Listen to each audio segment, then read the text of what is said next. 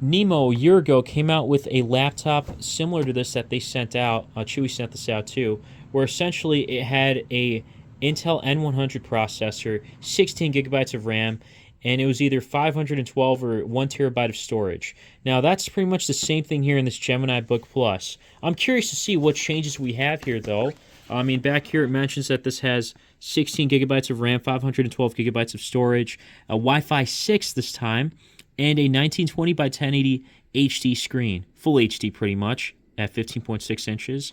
Essentially, the biggest difference between this and the Nemo from last year is that this is much cheaper. I think that was going for $359 if I remember correctly, somewhere around there. And this one you can get for under $300. So that's a big plus. But is it obsolete? I don't think so, but I still want to see how this performs. So anyways, in the box we have the laptop itself here. In the box you'll also get the user manual, the wall outlet, but I think this one uses a different type. It's not USB-C. I think this is what you call DC, if I remember correctly, this wall outlet. And then finally, the warranty card. Now, it says on here that there is a 1-year warranty after service from the time of purchase. And the thing is that you have to provide proof of purchase as well as this warranty card. So that matters because if you're buying this third party, like used or something, then the warranty is probably going to be voided, unless if they can provide you a screenshot of the proof of purchase. And, of course, this warranty card has to come with it. All right, so this laptop is pretty decent, and it kind of looks original, I want to say. This is like your typical Chinese branded, whatever brand it is. It's going to look similar, have this like gray silver look, similar with the keys and everything, and the screen and bezels. Like, these keys I've seen before. It just feels, all of it feels familiar. You know, it's not the first time I've seen it. Not to say that that's a terrible thing, but just wanted to point that out. So yeah, not too heavy for a 15-inch. As I'm holding it, I feel like it is a little bit heavy. Maybe that's to be expected at a 15.6-inch laptop. On the side here, it doesn't feel like it's too thick. Yeah, it actually does feel decently thin. So on the side here, we got the 3.5 millimeter headphone jack, USB-C port, USB 3.0, HDMI, and this is where you charge it. There's a LED light. Nothing on the back except the exhaust. On the side, we have more ports. It seems like there's a lock here.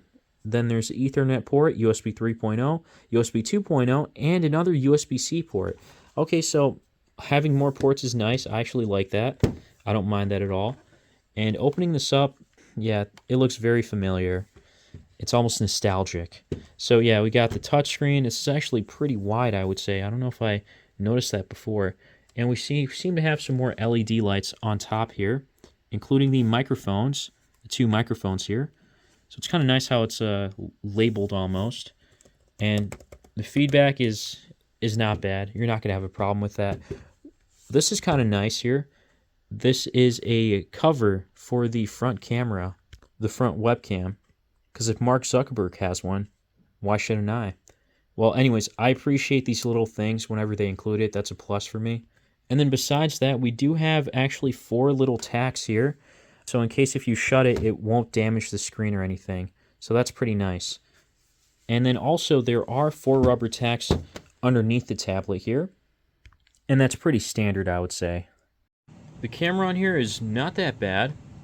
Good enough for a Skype call. Not really much else to say there besides that. You can kind of read my shirt. It's very grainy. It just says San Francisco. It's mostly blocked off, though, in the middle. But you can read the letters. The screen itself is pretty average, I would say at best. It doesn't have too many nits. It does get decently bright to use indoors and maybe inside, you know, during the daytime, even if there's a window open or something. But out in sunlight, probably not the case. 128 gigabytes of internal storage with expandable. The speakers are not that loud. I'm not sure why, but yeah, it's just nothing too impressive. You can watch videos at full HD 1080p on here, of course. Videos can be watched at 4K 60 FPS here, as it's being played here.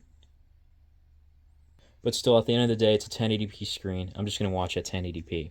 Anyways, there's not much bloatware that comes pre-installed or anything. It is optional, and I am getting a message here to like update and install or download and install all of these things, which I could, but I'm just not going to worry about it right now. But yeah, here's some info, including this having 439 gigs out of the box.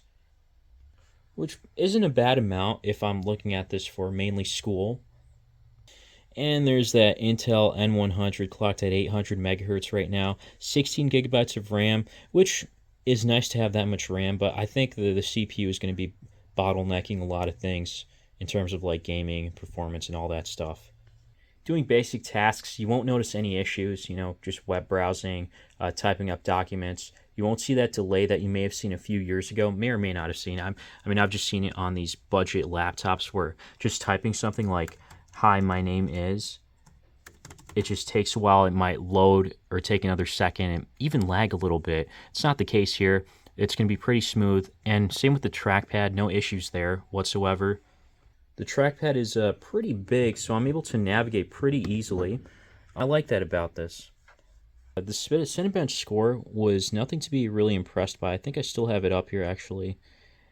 Yeah, being the lowest level down here, it's not impressive. It got a score of 2,906 for the multi-core score.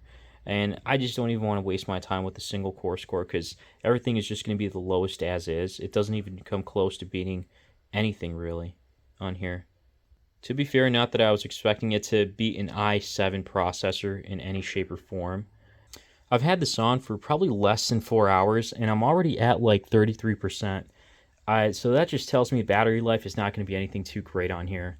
I'm looking at it from a student's lens, that this is a laptop for students mainly, because that's what the Nemo laptop was before.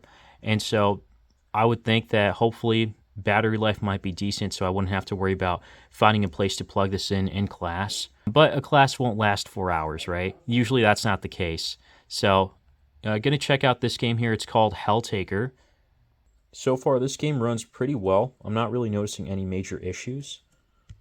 I turn on the FPS on the side there. It does drop down to 59 a little bit, so not completely smooth in frame rate. What the heck? Oh, I'm screwed again. As expected, this is awful. Really can barely move around here. Getting, 10 to 13 frames in, and it's freezing up.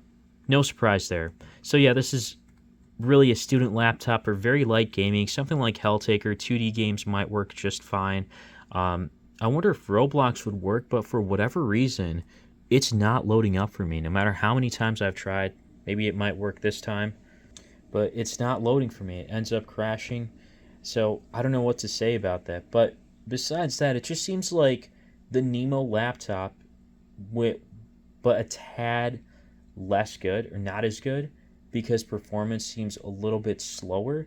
There's less storage. That one had, I think, 1 terabyte, and there were different options. This one has 512 gigabytes, but it is cheaper, so you do get what you pay for. And I would probably pick this over that one because it's cheaper, it's more affordable, and for student laptops, it's mainly just used for like typing up documents, browsing the web, watching videos. If you want a 15.6-inch screen, then look no further than this. I wonder if there's any cheaper options than this, but this is pretty cheap as is, I would say. But if you do know of any other more affordable laptops, let me know down below. I'd love to hear your thoughts. And let me know what you get. Okay, there we go. Roblox just crashed again. So I'm not sure if it's a bug. I'm not going to say for sure that it's this laptop itself that's causing the problem, but we'll just have to ignore that and exclude it for now. But anyways, guys, let me know what you think, and stay tuned for more, as I'll be checking out more affordable laptops. I can't talk today. Thanks for watching.